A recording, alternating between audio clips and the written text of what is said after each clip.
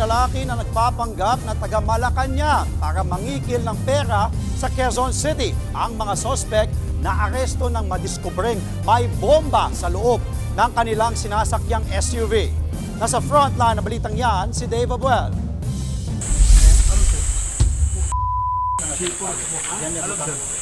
Wala, patay. Ugas ka dito, Brad.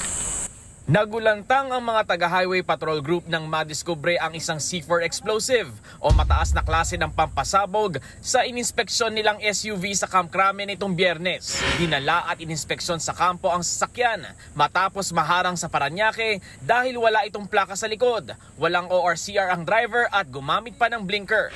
Pero bukod sa pampasabog, nakuha rin sa loob ng SUV ang isang baril, mga bala, ilang bulletproof vest at patalim. Agad na inaresto ang dalawang lalaking sakay na sina alias JJ at alias Lito. Napag-alamang miyembro sila ng grupo na modus magpanggap na taga Malacanang para makapangikil ng pera.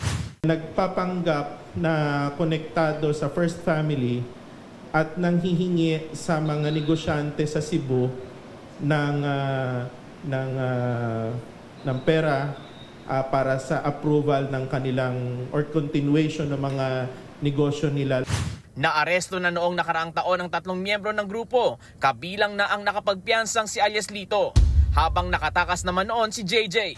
Ito rin yung sasakyan na ginamit niya na gumagamit ng fake protocol plate na number 12. In fact, nagpapanggap sila na undersecretary ng OP.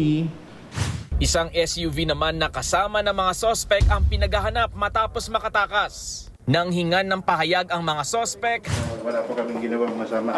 Iniimbestigahan na bakit may dalang pasabog ang mga sospek. Nasa kustodiya na sila ngayon ng PNP Highway Patrol Group at mahaharap sa patong-patong na kaso.